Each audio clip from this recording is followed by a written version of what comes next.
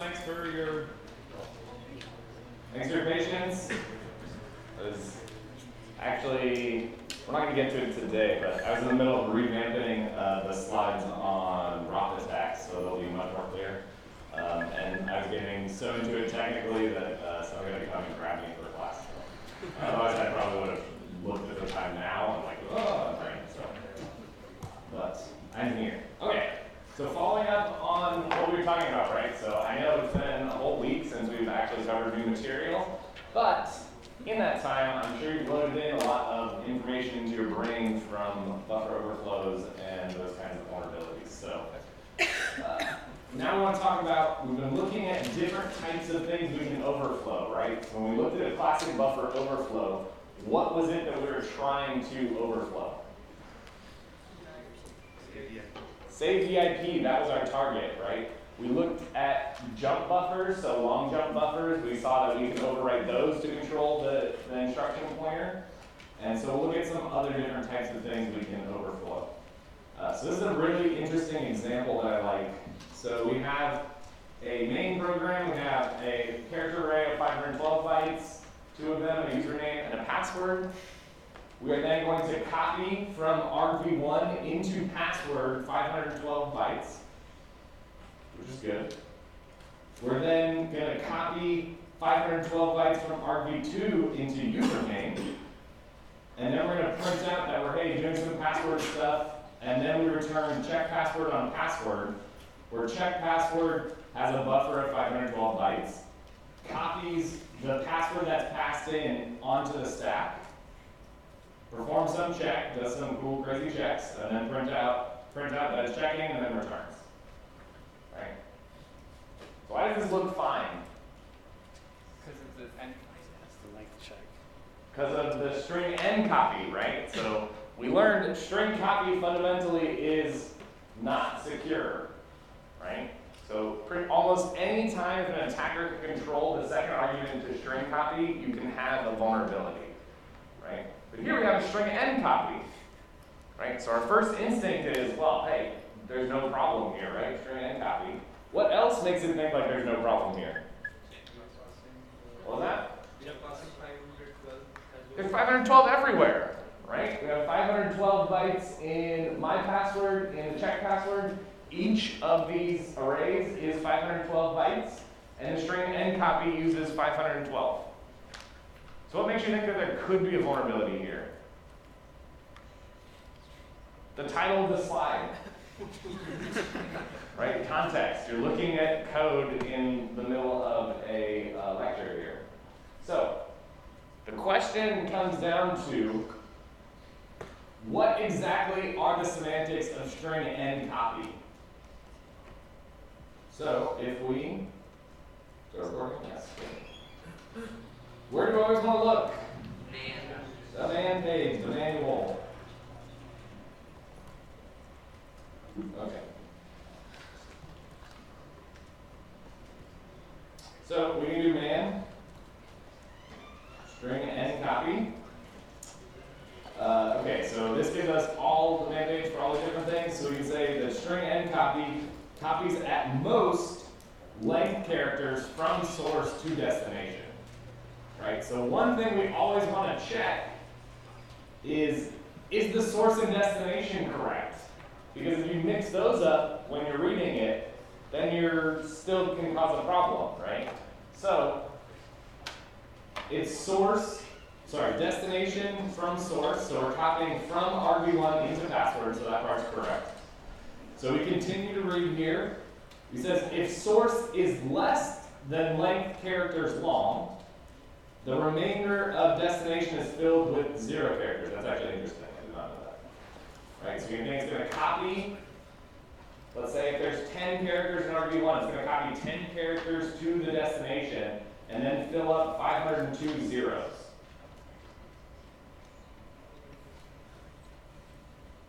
Okay.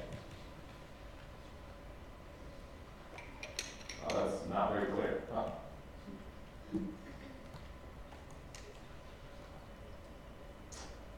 They return the destination, blah, blah, blah. Ah.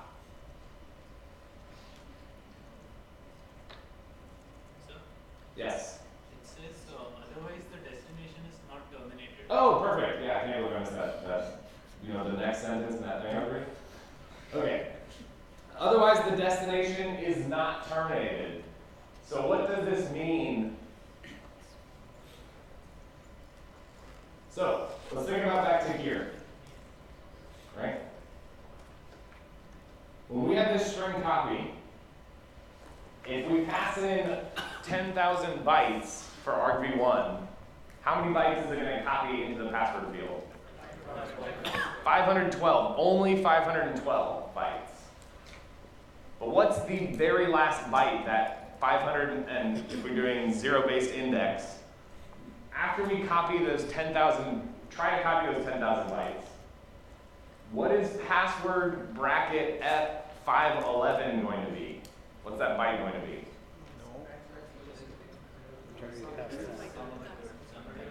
So let's say I pass in 10,000 A's.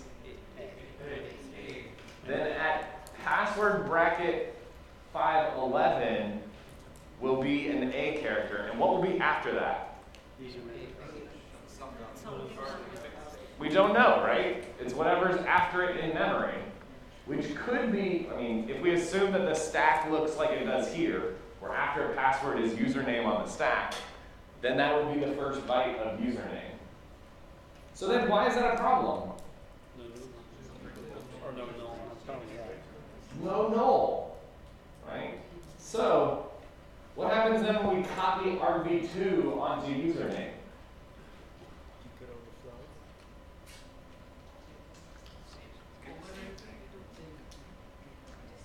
Do we want the same thing? I mean, same problem, right? But where is the first byte of username going to be on the stack? Yeah, right, 512 as an index above password, and there's no null byte from the end of password to the start of username. And so the same with the second byte of username, and the third byte, and the fourth byte. So that, once this executes, when we pass in password here to check password, what's the maximum possible string length we can have for password? Is it 512?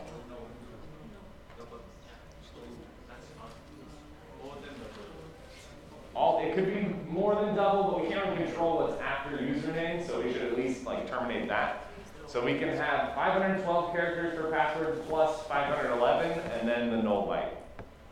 So using this fact that string end copy, even though it seems like it is more secure, because it has this terrible default behavior of whatever happens when you pass in exactly the length number of bytes, that it does not null terminate, now you're able to create a string for password that is longer than 512 bytes.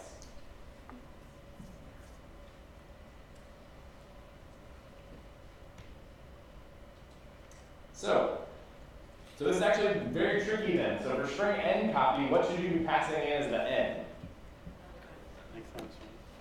What was that? Length minus 1. Length minus 1. You need to always pass in length minus 1, or you need to manually set the last byte to be null. Right? Cool. So, and this can be used, you can use this for all kinds of tricky situations. Like let's say that username, that buffer after you was like some hard-coded secret key. Or it doesn't have to be hard-coded, some secret value or secret key.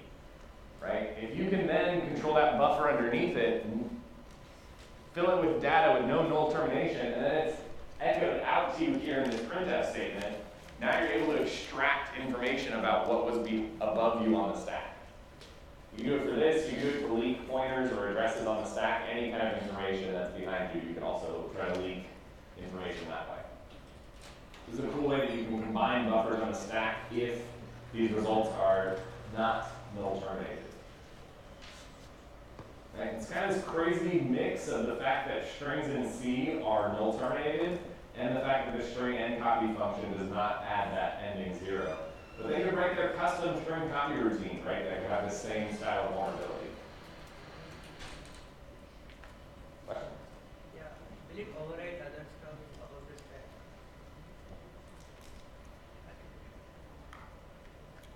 So we'll overwrite other stuff on the stack. Which overwrite? So you're talking about this string copy?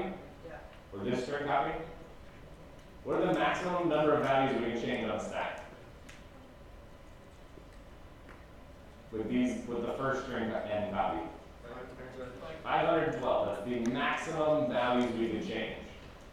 We can only write 512 bytes on the stack. Because of this parameter here is 512. So we can't write over, but because now we have two buffers that are right next to each other, we fill the first one up with 512 bytes. That means that the next buffer, if we try to read from the first one, is not null-terminated, so it will keep reading values, and it will have a maximum size of almost 1024. It'll be 1023. And even with that, we still can't overwrite anything. We're just essentially making the password buffer bigger, maximum of 1023, and so when it gets copied onto a buffer of only 512, that's when we have the overwrite. So here we're not actually overwriting anything in the main function. The overwrite happens because the buffer of my password in check password is overflown, and we can control EIP that way. Yes? What happens when the source and destination overlap? I have no idea. I think it will probably depend on exactly the implementation of string copy. So depending on how it does it, it will probably have some weird behavior. But yeah, there's probably a way you can use that to your advantage. Because I think in the man page it says something explicitly like it's undefined. So that means any libc can do whatever it wants there. Cool. All right. So you need to make sure you terminate all buffers. Right? This is kind of the coding, the lesson learned here. Other types of overflows we can do. So an index overflow takes advantage of that there are no boundary checking at the end of an array. And these are actually can be very easy to exploit. It depends on how exactly it's done. But if you can control the index from a pointer, you can have it go outside that buffer or even below that buffer with a negative value. Right? We talked about what does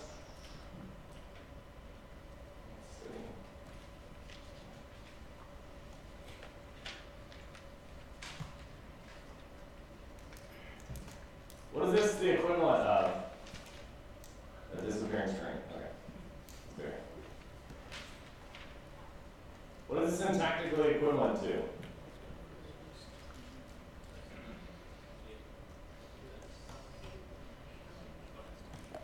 Right? This is exactly the same thing. So do pointer arithmetic on A, go 10 whatever elements you're pointing to forward, and then dereference that.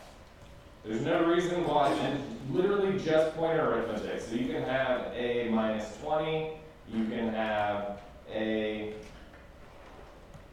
bracket, I don't know, as much as you want. Right? You can do all these things because it's just pointer arithmetic.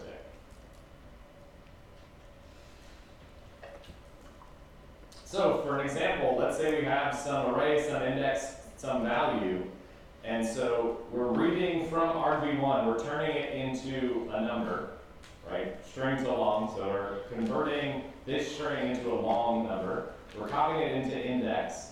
We're then setting some value as base 16 into value, and we set array bracket index to be value, right? So essentially there's two things we as attackers can control. We can control the index variable, and we can control the value. So fundamentally, and there's no checking here to say that index must be within 8 of the value. Right? So using this, we can directly access any memory that is outside of the array and put it, to change it to be any arbitrary value. And so you can see this if we just do Y11. What was that? Yeah, so it should overflow save VIP, right? So there should be about 8 bytes there. So 8, and then 4. Is that right? Oh, wait. 8. It's the index. That's right. Yes, okay. Yeah, index arithmetic.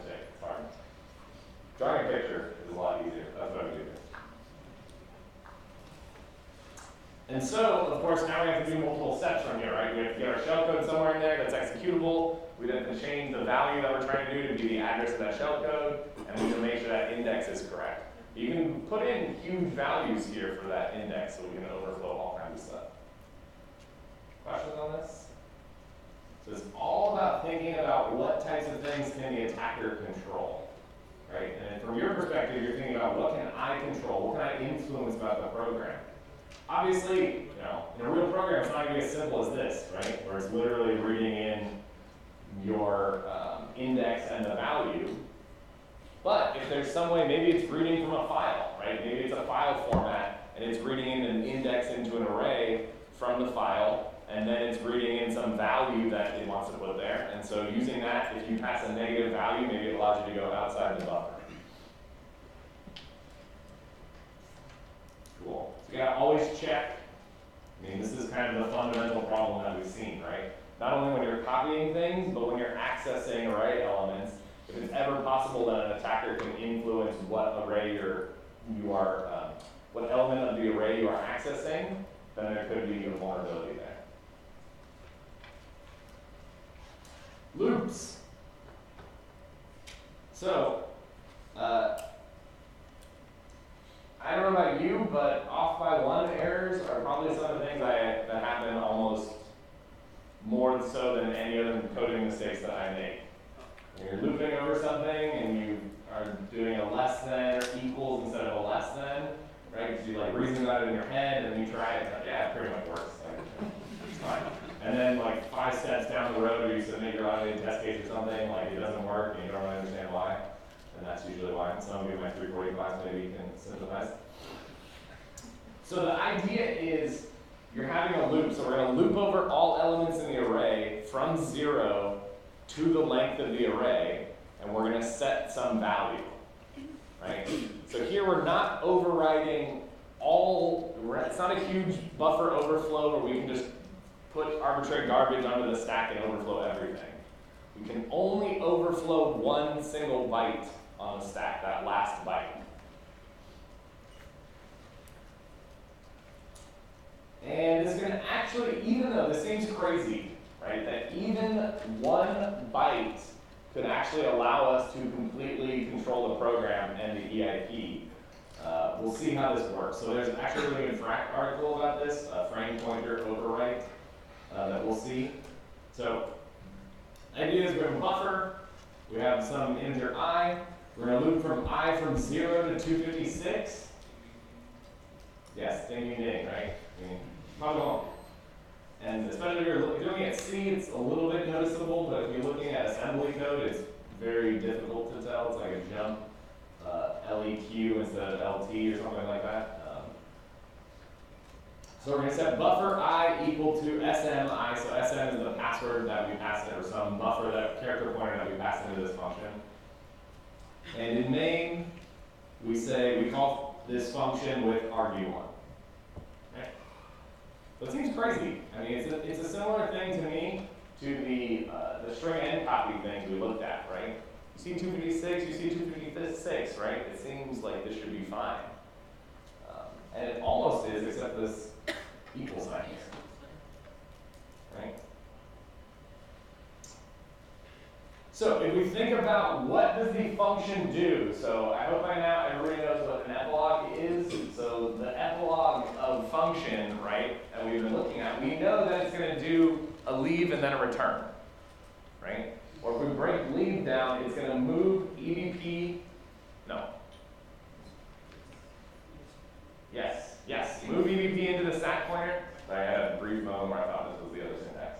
Move EBP into the stack pointer, so move the stack pointer where the current base pointer is, pop that value off the stack onto EBP, and then return. So let's say there's no space on the stack in between. There's no additional padding on the stack. So the stack, the buffer here is 256 bytes below what? Saved EBP. So that means if we can change 1 byte, so here we can actually alter 257 bytes, what is the byte that we're actually going to be able to override? Saved EBP. And not the entire value, only 1 byte. Which byte is that? The most significant or least significant? least significant because of the crazy endianness. Right? You have to prove that to yourself. Right? So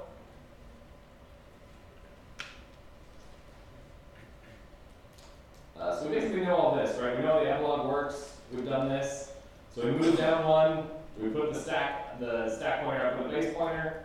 We then pop EVP, so we take that save EVP. And we know that this save EVP is going to be what? Base pointer to the calling function. So it should be somewhere in main. Right? So we're going to return up into there. And then main is going to have its epilogue. Right? So we know it's going to return 0, it's going to move 0 into EAX, then it's going to have its own leave and then return. Right? Where it's going to set the the stack pointer to the current base pointer, then it's going to do a pop EVP, and then it's going to do a return. So the key is when main here executes, so we know that there's mains, this is wrong. This is function save VIP. There should be saved, there should be the buffer of main, and there should be save EVP, save VIP, and then argc and arg. I think this is a little messed up. So inside, so think about main, right? So we can change 1 byte of EVP, and so when main returns, when it's going through its epilogue, what's the first thing the epilogue does? Change the stack pointer to wherever the base pointer is. And because we can control 1 byte, the least significant byte, we can now make the stack pointer point to somewhere in the range of 256 bytes around that address. Right? And then the next thing that happens is we have a pop EVP, so whatever value is currently there where the stack pointer is pointing, that's where EVP, that will go into EVP. And then the final thing that happens is what? A return. So whatever is on the stack at the stack pointer, that's where we'll go and execute. So by controlling the saved EVP of one function, when we return back to another function, we can then, it's also called the stack pivot. So essentially we're moving and shifting the stack down a little bit. And so if we put the value that we want on the stack somewhere in that range of where we want to go, main will think that that's its saved EIP and will jump to it.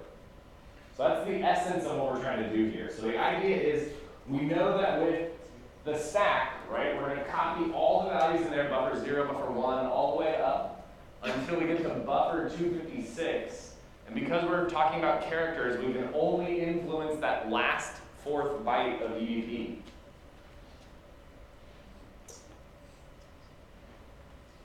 And so really the goal here is showing you that this is what we were talking about. EIP is not the only target. We can actually win completely with EVP.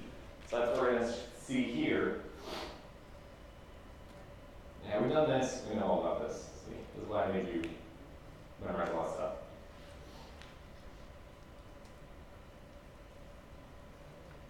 So the idea is, now what we're going to do is put our not sled and shellcode just like normal onto the stack. Then we're going to put the address of the shellcode, and we need that to be close to the stack pointer. Then we're going to overwrite the lowest order byte of the frame pointer, and we want to be able to shift the stack so that eventually EIP becomes this address of the shellcode.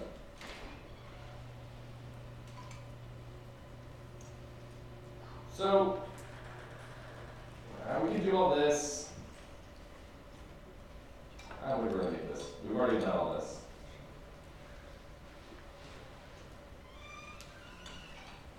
So the idea is, if we look at here, we have our not sled, we have our shellcode start, we have our shellcode end, then we have this buffer, FFC 74. So just like a normal Stack Overflow, right? We need to have the address we want of the shellcode, right? So however we're going to do that, we've already done that before. We need to find the address, some address that's inside the shellcode. And now here, let's say, so here, this, say the EDP is BFFFD5C. Or sorry, is FD something else besides 5C? It's above 6.0, so it's got to be like 6.8 or 6.A or something like that, right? So this means if we overwrite this with FD5C, when main returns, it's going to set its main's base pointer to be BFFFD5C. So to main, it thinks that the current EDP is here, which also means, if you notice, it means that after this point, any local variable access or any parameter access will be an offset of this value that we just tampered with. So this is how we can also use this to not only corrupt EIP, as we'll see in a second, but we can use this to trick main into thinking it has different local variables. So if there's a local variable that says we're authenticated or not, we could shift the stack down, or the frame pointer like this, set it to something that we control, and now we control those local values. So that's called like a data-oriented exploit. And they're actually like, there's tools now that, well, research how to do that automatically. But for our purposes, so why is it 5C and not 6.0? Because 6.0 is where the address in the shellcode is.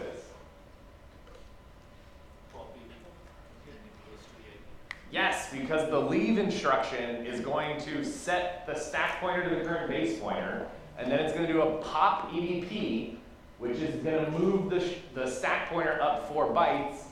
Then it's going to do a return, and the stack pointer at that point is pointing to BFFFC74, and so that's going to go into our shellcode, and everything's going to work. So what is one trick that you have to get right here? So before you had to get the address of you had to get the address of your shellcode. What's the other thing you need to get right here?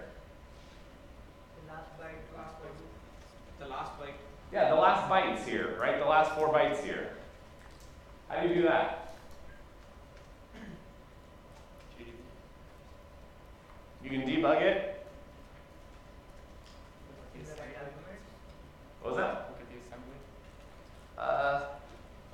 Look at the assembly is tough because that byte is going to be dependent on the stack, right? Like what the actual stack layout is at that point. So you can use GDB. Yeah. Like we have the no-op sled, we can have the sled at the top with the same address. Very good. So yes, we can actually have a address sled at the top, right? Because all we need is wherever we end up putting that frame pointer to the thing above it needs to be an address, right? So we can have 10 addresses there. What's the other thing? So when you guys interview at technical interviews, what should be your first instinct when you answer a question?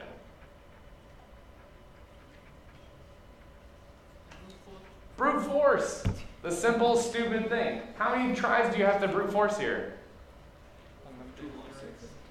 256, right? It's a byte, there's only 256 values that can go there. Just do it 256 times. You don't even need to calculate it or worry about it.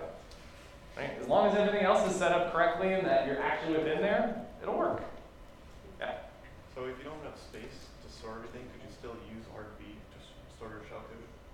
If argv, yes. If argv is within 256 bytes of where the current stack pointer is. And you may have to play games, right? Because let's think about this. You only can control the least significant bytes of the stack, right? So let's say the current stack pointer is like BFFFD, wherever. Actually, it doesn't matter. If your argv is at BFFFF, you'll never be able to point to it because you can't control those 3 values. But if it's close enough, right, you can add additional things to your environment or additional argv parameters to move the stack down. And as long as you're within 256, you can maybe get it to where the buffer, like the EDP is at BFFFD00, and then your argv is within 256 above that.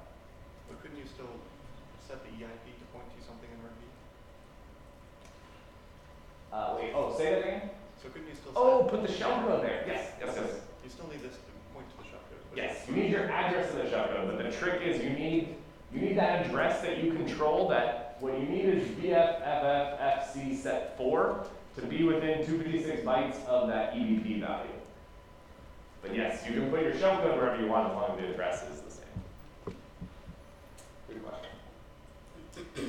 I hope that was a good answer to a different question. Cool.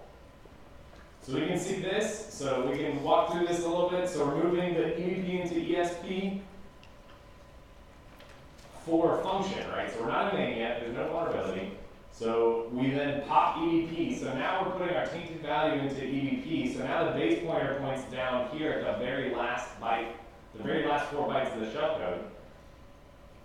And then when we return, the stack pointer, remember, is still in the same place. We haven't changed the stack pointer. So we will go back to the save EIP in main. The main's going to return, and it's going to do the same thing. So what happens next is exactly what we talked about. So in main's epilogue, we're going to move the base pointer to the stack pointer. But unlike literally every single time we do this, the stack pointer is going to move down. Right? It's going to move down to wherever our new EBP is, which is going to be here. We're going to pop that into EBP, which is going to point to some value. We actually don't care. And then we're going to return to the address of the shellcode, and that's going to start executing at our shellcode, and then we're going to be good, and we've won. Yeah, so the address of the shellcode can definitely be anywhere in executable memory. So this actually has 2 really cool things. So any questions on this? It's a pretty cool technique. It's advanced, but it's very powerful. Yeah. If the pop EVP is pointing somewhere, will it not cause a fault in the program? Say that again? The pop EVP. So one thing to think about is, so remember, I can move, let's say, the value 0 into register EAX. Right? So now there's zeros in EAX. That does not cause a seg fault, even though memory 0 is not mapped. Right? When does it cause a seg fault? When I dereference it, exactly. So as long as wherever I'm going to never dereferences EBP, I'm fine. But yeah, I may have to worry about that. So that could be, it could be an issue depending on where I want to go. But that's specifically why we wrote our shellcode such that it doesn't care about what's in those values. Awesome. So this shows 2 things. That you need to thoroughly check loops, and you need to actually pay very close attention, because even an off by 1 byte problem can result in complete arbitrary code execution. Another thing that's related to this is if the user can supply how many times you loop, that's just as bad, right? And off by 1 vulnerabilities can cause crashes and execution of arbitrary code. We're more interested in the execution of arbitrary code, but a crash should always, I don't know if you've heard this saying, like where there's smoke, there's fire, right? So a crash of a program is the smoke. That tells you like, oh man, there's something wrong here. And you start digging until you create an exploit, and that's the fire, right, which you can execute arbitrary code. All right, now we get to another cool vulnerability of format string vulnerabilities. So, fundamentally, anytime an attacker can control the string that is passed to the first argument of the format string function, so it's not always the first argument, whatever that format string is that specifies the format, it's possible for an adversary to read any arbitrary memory location and write to any arbitrary memory location.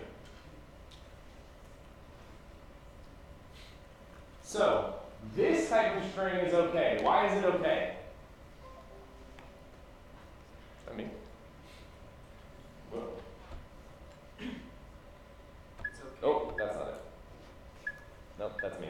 Okay, there we go. Third best. Yes? It's okay because the variable name that we use is defined by key.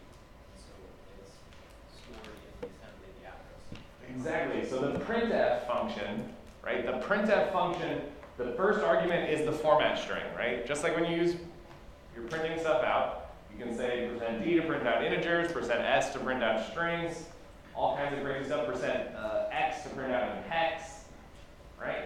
And so this is fundamentally okay. So because this format string is hard-coded, right? Unless there's some other vulnerability that allows somebody to overwrite and change whatever this is pointing to, which could be possible, but that would be pretty complex. This is fundamentally okay. Because here, no matter if the adversary can put whatever they want for name, it doesn't matter, right? It's still not possible for them to control how that format string is parsed. On the other hand, if you're passing in a buffer to a printf, where this buffer is controlled by the user, now you have a format string vulnerability. So what if in this case, if I printf buff and I have %d space %d, what's that going to do? How does printf work? You have to write printf. You have to be a good sign that. What do you do? Yeah. It uses a list of optional arguments at the end. So if you have additional arguments and you have these, it's just going to look above it in the stack for the following. And what is it doing with this string, this format string argument? Expecting two integers. What is it? Expecting two integers. Yeah, but how does it know to expect 2 integers? Parsing. Parses it. It has to parse it when you compile it? Runtime. At runtime.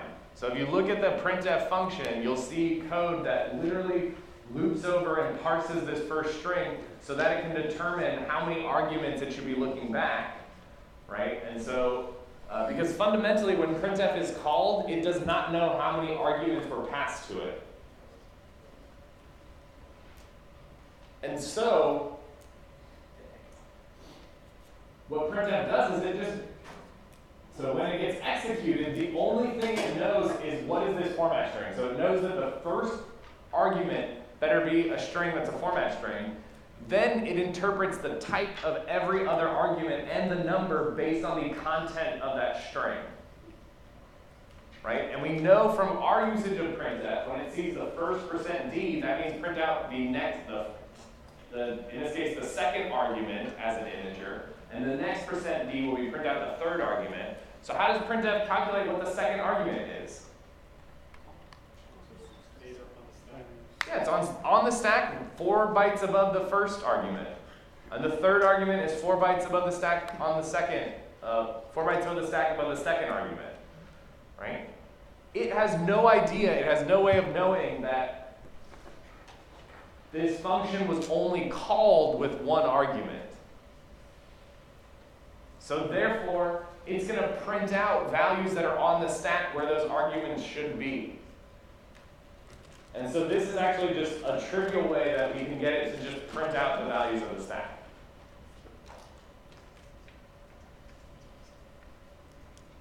Other cool things about printf. So this is another thing that I highly urge you, man page. I know that you know that I was going to say that. Excuse me. Yeah. Just one question. So Only one. in the buffer, instead of mod d, if you put mod s, does that help or does that change anything that prints out? Let's talk about it in a second. Think about that. So we have to look at, wait, this is the, if you look at the top, you'll see this is the bash. So the one means like the bash. I think it's, let's say 3. All right. So we can see, and you can see in the function definition of all these functions, right? The ellipses in all of these, the ... means it's a, I actually don't know how to pronounce the name. I think it's variadic is the name of this function. So it's a C function that can take an arbitrary number of arguments, right? And so, at runtime, the printf function has to parse this to figure out how many arguments were passed. And so if you can control this format, you can do read arbitrary memory or execute arbitrary code. And the reason why is, if you get into, so printf itself is essentially a whole other language. I know it's really easy to think about just like the %x, %d, but it is insanely complicated, and we're not going to get into it, but you can look it up. There's a paper that proved that it's actually Turing complete. So anything you want to do with printf, like in any language, you can write a printf format string to do. So it can do arbitrary computation. For our purposes, all kinds of modifiers, conversions. Okay, there's a couple things. So we talked about S. So S means a character pointer argument is expected to be a pointer to an array of character type. Characters from the array are written up to but not including a terminating null character. So if we put in and substituted there for %d, %s, what would happen?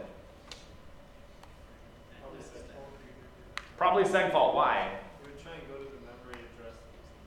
Yes. So %d, right, prints out the value that's on the stack as an integer, right? %s says take that value on the stack, dereference it. If that thing is not null, print it out, and then add 1 to it. If that thing's not null, print it out. Add 1 to that address. So it fundamentally is dereferencing on the stack. That's actually a great and easy way to test if there is a format string vulnerability. Because if you pass in a bunch of %s's and the thing crashes, you know it's probably have a format string vulnerability because it's crashing because it's trying to dereference memory that's not allocated. You can even use this to print out stuff that you want. If there's some secret value that's a pointer on the stack, you can just print that out. Yes? On the same note, we had username and password arrays, right? In the base example. Yes. When we're writing str and cpy of both the things, we never fill up the null character, right? So when we pass the password, it could also cause a segfault, right? Can you say that again? When we pass the password Mhm. in the previous example, Yes. str and cpy, Yes. it prints up to a point where it can read a null character. Yes. It may not be there in the program as well, right? Because we didn't fill the username array also with the Correct. null character. So in that case, when it's printing out those arrays, it'll print out the 1024 characters, and then it'll print out any other characters after that until it gets to a null. Yeah. So in that case, yeah, we could maybe use that to leak other information off the stack. But we'll see, we can just do that directly. We don't actually need that. But it can leak us extra additional memory. Okay, so example. That's not great. Okay, so other things that printf allows you to do that's crazy. So let's think about this. If we wanted to get, let's say something that from the first argument was 10 up the stack, right? We have to do like %x, I'm using x, so it'll print out in hex because decimal is too annoying. So like you have to do 10% x's, right, to get the second, third, fourth, fifth, all the way.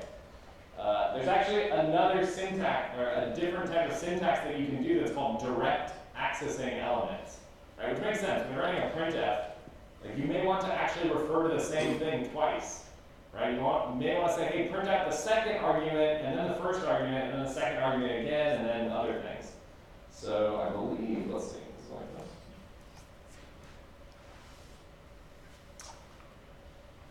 There we go. So part of the format string specification is, so yeah, this thing, like I said, is complicated. So there's an optional field consisting of a decimal digit string followed by $, specifying the next argument to access. If this field is not provided, the argument following the last argument will be accessed. Arguments are numbered starting at 1. So this means %1 $x will print out the first argument in hex, and %5 $x will print out the fifth argument in hex. And that's fantastic. So this %I$P, because it's not moving the stack up at all, and so we can get any arbitrary offset from the current argument. We can put in arbitrary values there. I don't think you can put a negative value, but you can put a very large value there. So you can literally, using this, read any memory above the current stack pointer.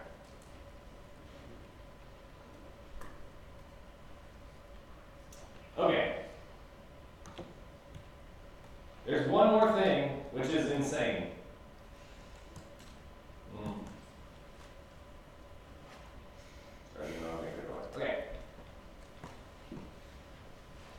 So if you're bored, you should read through this to see all the madness that printf allows. But the one crazy madness is, if you think about like people adding features to software without thinking about the consequences. So some of the use cases of printf are to print out reports, right? So you need reporting, it needs to be in certain columns and formats and blah, blah, blah, blah, blah, right? So part of the thing is maybe we want to know how many characters we've written out, not the whole printf string, but at a certain point in the printf string. So let's say we print out the username and password, and now we want to know, well, how many characters did we print out? Because maybe we want to adjust the offset of the terminal and, I don't know, null, append it, whatever. Like whatever you want to do, this crazy, this addition here. So they said, great, we'll add another directive to printf called n. So a %n takes in an integer pointer, so it expects there to be an address on the stack, and it will write out to that address how many characters it have been output up until that point. So who controls how many characters our printf string outputs? Us. We can control the format string. So we can control the value that's being written by changing how many characters are being output. And what's the second thing we can control? Well, okay, we'll talk about that in a second. So as long as we have a pointer on the stack, we can then write whatever we want to that memory location. So fundamentally, the %n allows us to write whatever we want anywhere in the program. It's a lot of fun. But, so let's say we want to, so what kind of values do we want to actually write out? We want to write out essentially the let's say the address of the shellcode. Let's say we want to overwrite EIP with the address of a shellcode, but the address of the shellcode is an address. What has all of our stacks started with? Approximately. Like BF, FF, whatever. Do you know what that number is? Yeah, it's like 3 gigabytes. It's like a huge, huge number, right? So do we want to, and it's all about how many characters we've output. So the number we can write out is how many characters we've output. So do we want to have 3 gigabytes worth of A's just to get up to the correct number that we want to write out? No. Because oftentimes, as we've seen, the buffers that we have aren't that big, right? The buffers, the format string that we can input to the program is only about 500 bytes. Right? But we still want to be able to output arbitrarily large addresses. So we can use this other crazy feature of format string. I think it's, let's see. I'm not sure it's called.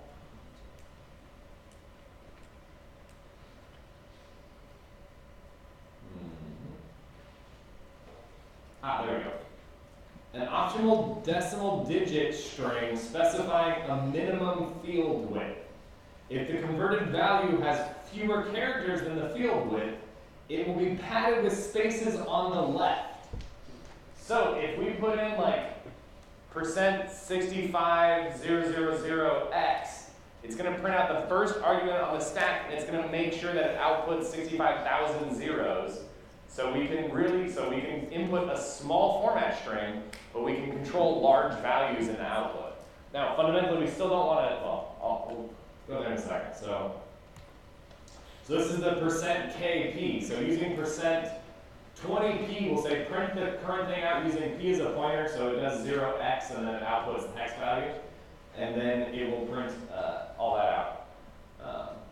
So we have %n, good. So now we have all the building blocks that we need in order to write and read every kind of memory. So if we look at a simple vulnerable program, we're opening up some log file, we're calling it addlog with that file, and then we're closing it. And in the addlog file, we are looping over it, and we're reading a line from that file.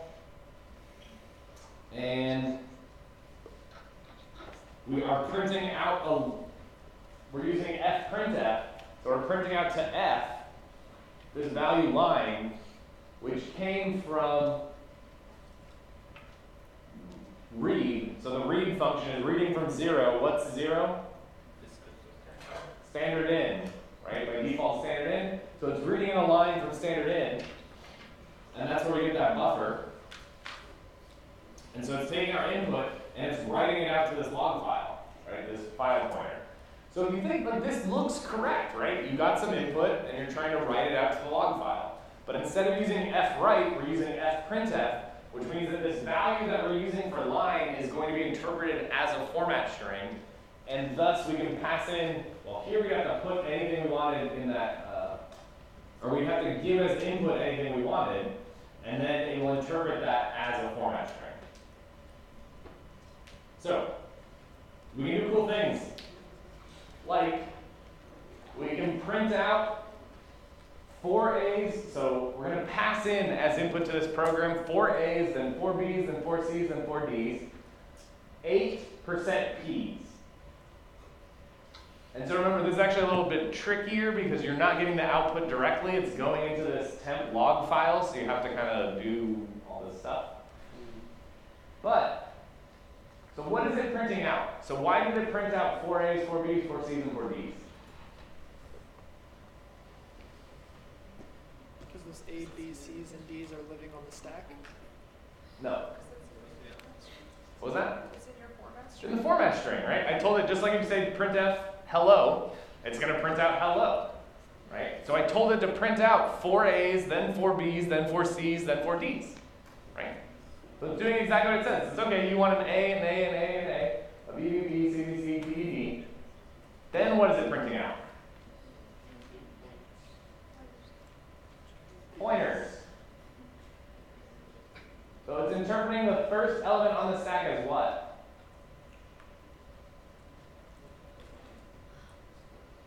So the first %p is going to get what was the first argument to printf. And that's all 41s, right? 41s, 42s, 43s, 44s. And then what's after that?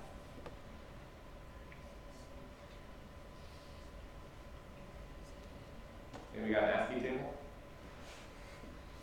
You guys haven't memorized this? 4 A's, 4 B's, 4 C's, 4 D's. The 41s? Yeah, but what's after that? What's after the 44?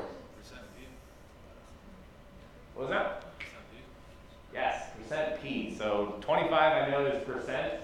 So I'm going to guess that lowercase p is 70. So we actually see something interesting. So we see 4 A's, 4 B's, 4 C's, 4 D's, and then a 0x1. So what is that?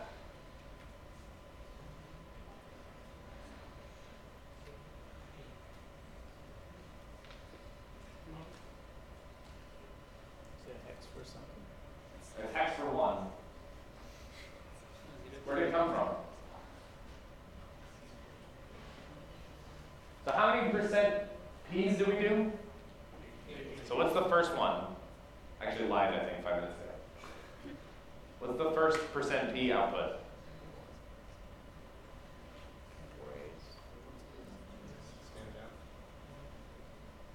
Ooh, maybe. Yeah. So it's, but what in this output that we got? So this is the output of printf. So what is the output of the first %p? Yeah. The argc, number of arguments. No, I don't know. I don't think so.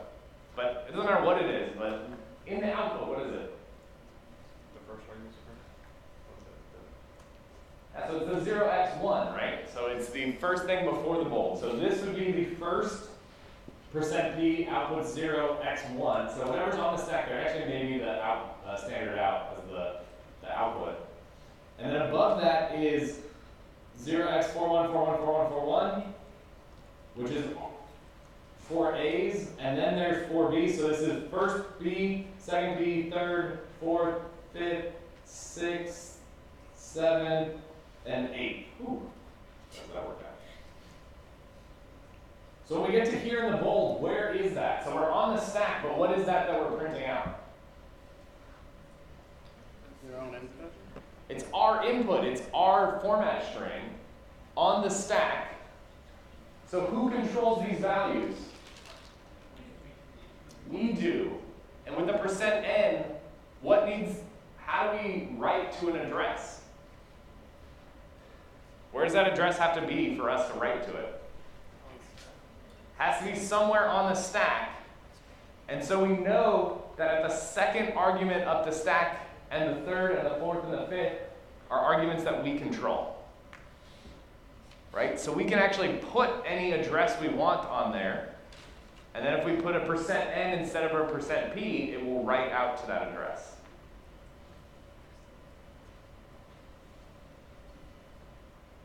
Oh, all the compilations, you can follow along at home.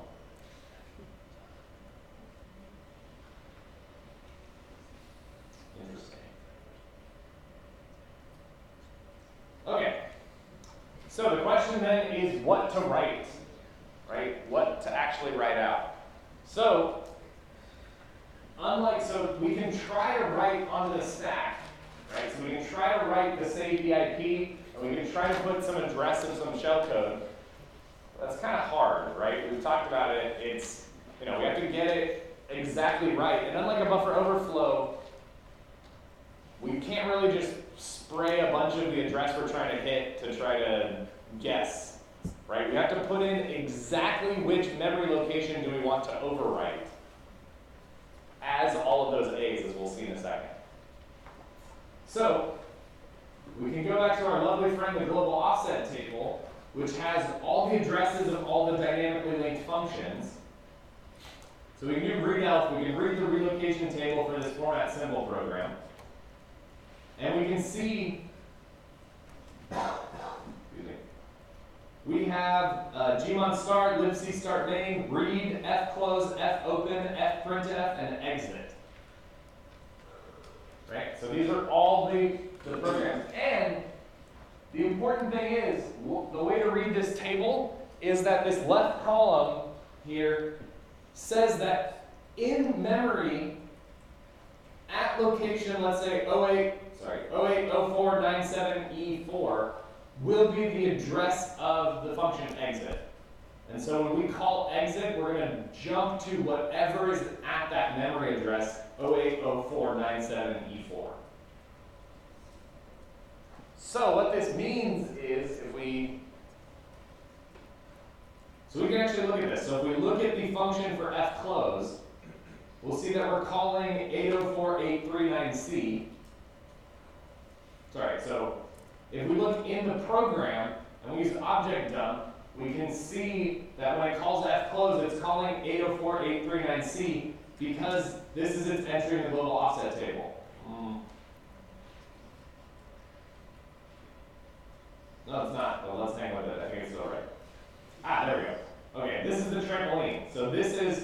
So the call to fclose is jumping into the PLT, the process linking table, which then gets this 80497D8, which is, let's go back, would be right. Yes, 80497D8, which is the address. So if we go back and try to read this again, right, it's saying jump, and the dereference is get whatever is at that memory location, 80497D8, and start executing from there. So it's an indirect jump, right? We're jumping to wherever is located inside of a memory address. And it does other stuff. And so this 80497D8 was in the GOT table. So and why are we looking at fclose? When is fclose called in the original program? After us, right? So we can't, even if, let's say we change some value in the global offset table of like fopen, if fopen's not called after we do the format string, we're not going to do anything, right? But we know that fclose is going to be called, right? So we can overwrite the value for fclose, then we can change the way that this program executes. We can get it to execute to our shellcode instead of going to fclose. So the idea is we know if we can control whatever's at the memory location D8, I don't know why it's D8.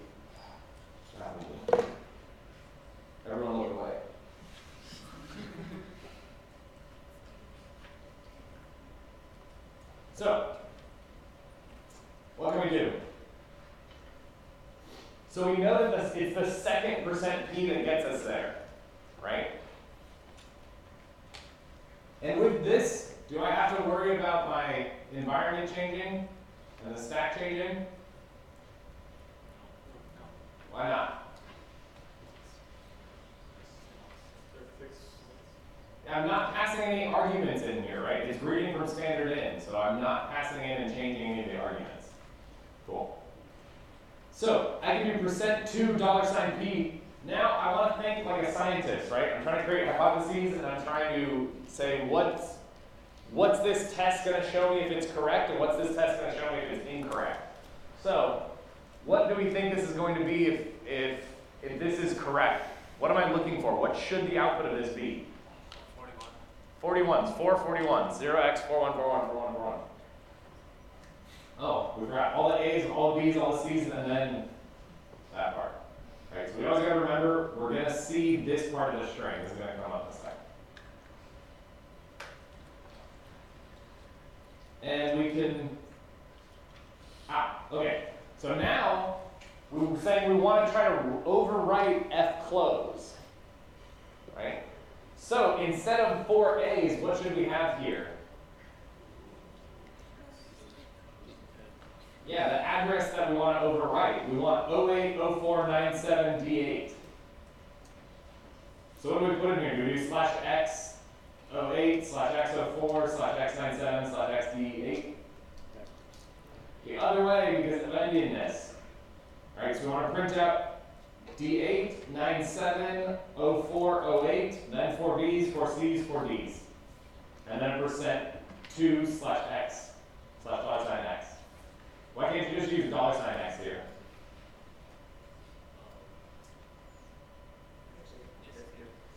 Yeah, the $x is a bash variable, so bash is going to get in your way and change things.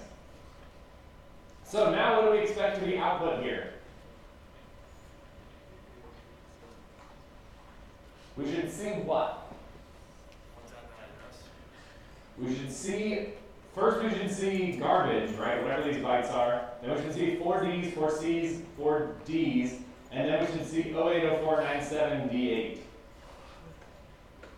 Right, so this is good because this validates that we actually put the memory address in there correctly. This is why I like to operate just like you're writing a program. Right, you start with something small, you write a small function, you test it, make sure that it works, then you write other functions that call that function. Right, rather than trying to sit down and write the whole thing at once, it just never works, right?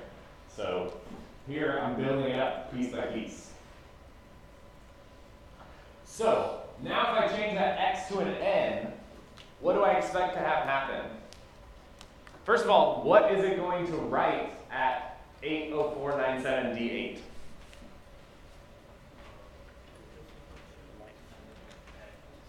How many?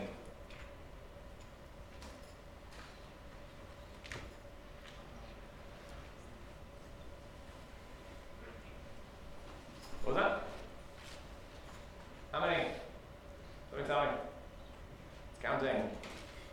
It's never so hard, though.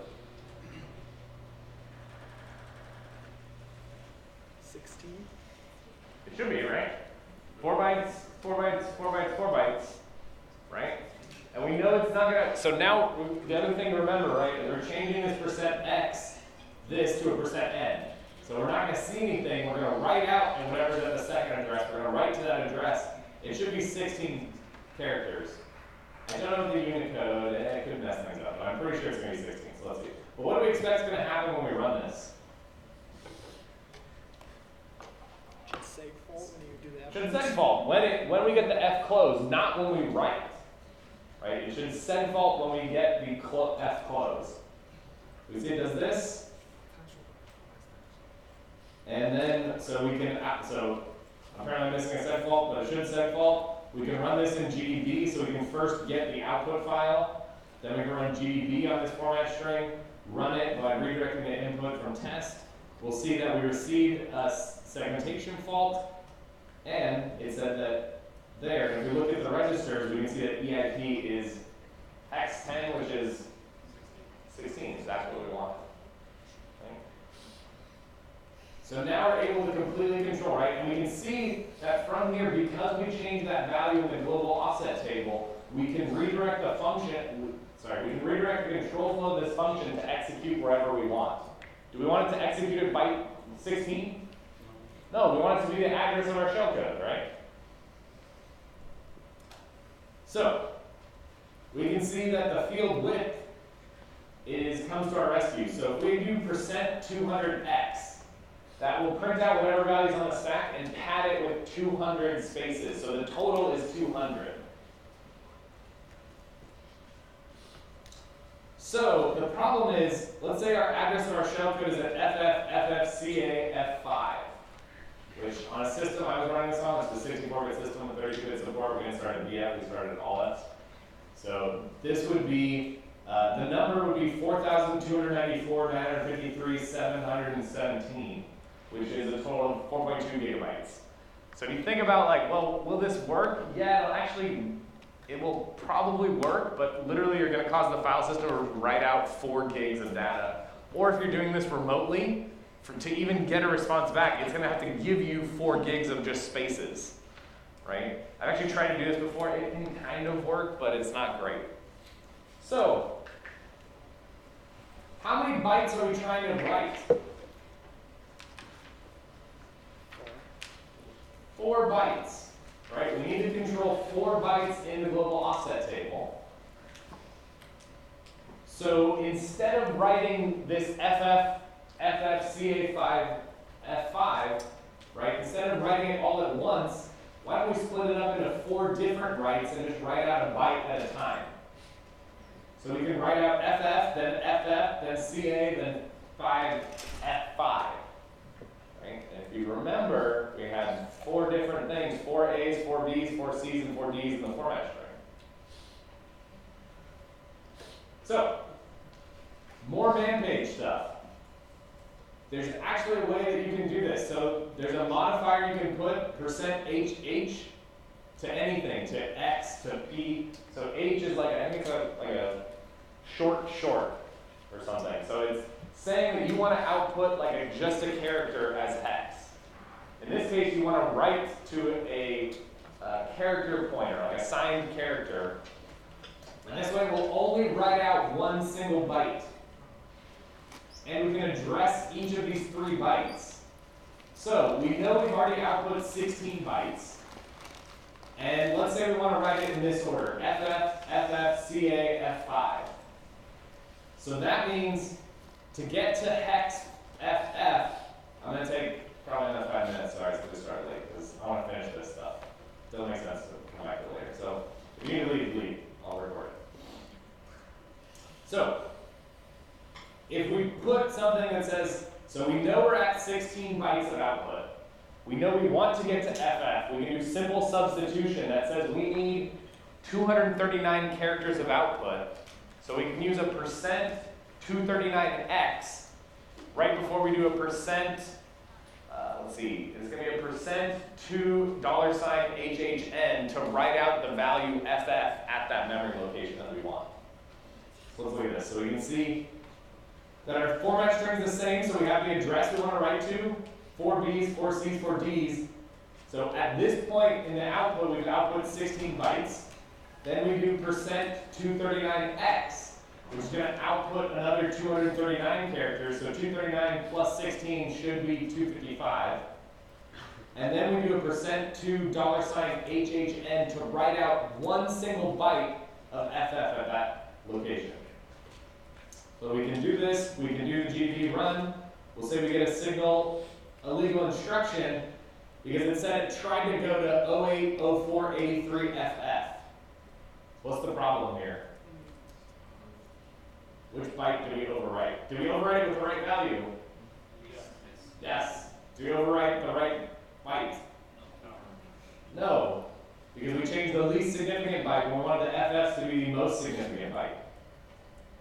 So if we add 3, there should be 3, right? 8, 9, A, B. So we're going to move 3 bytes up from where we were writing to. Right? So instead of writing to the least significant byte, we want to write to the most significant byte. Now we run this again, and we should see So here we go, yeah. We received a segmentation fault at FF0483A2. Right? So perfect. We've controlled the first byte to put it to FF, and we wanted FF, something. So a second FF is really easy to get, right? Because how many characters have we output so far? Still 256? Well, 255. Or 255. Yeah, still 255. So now if we just change, so the next 4 bytes here, instead of C's, or instead of B's, we can put 080497AD, or sorry, DA, so it's 1 byte below DB, so this should be the second most significant byte. Because we haven't, remember the %n writes out, it doesn't output anything. So the total number of characters we've output is 255. Now here, when we run this, we now see we've controlled BF, FF, DA, 4B. So we've controlled the first 2 bytes. So we're at here. This is inside F closed. We have FF, FF, DA, 46. We want FF, FF, FC, wait, CA, F5, sorry I got lost in the F's. So then how do we get the counter to go from FF to CA? Did we screw up?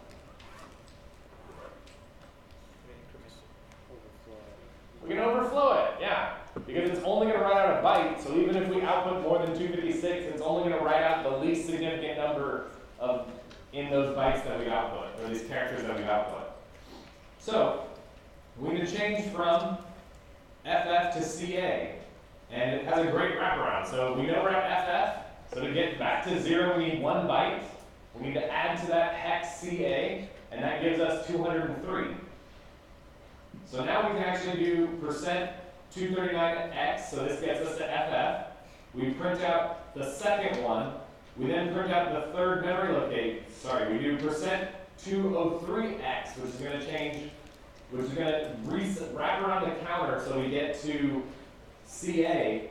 And then we're going to do a $4$HHN, which is going to output what was all C's and is now 080497D9, which is 1 below DA. So this should overwrite this byte here and changes BA to a CA. So actually when I ran this, it worked. And why?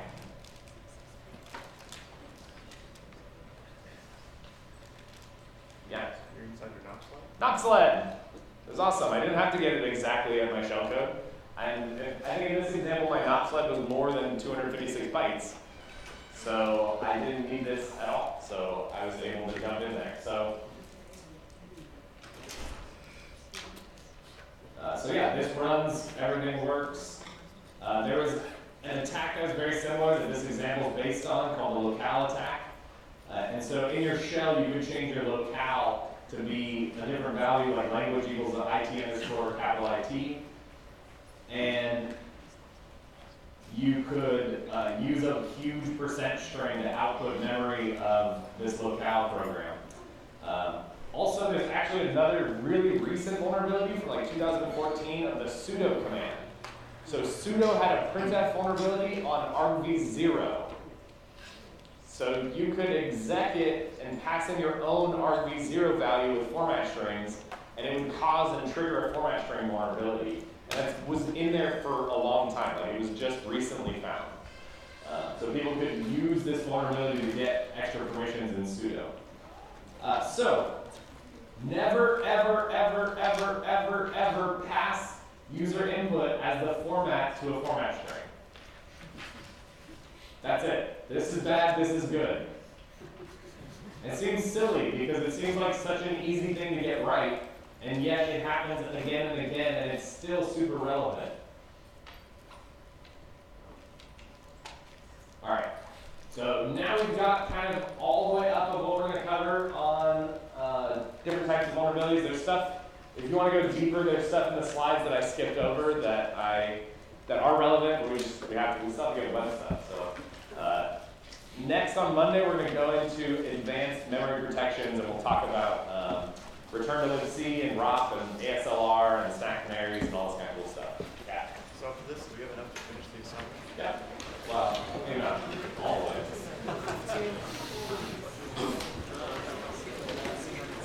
Getting to level 16 requires a lot of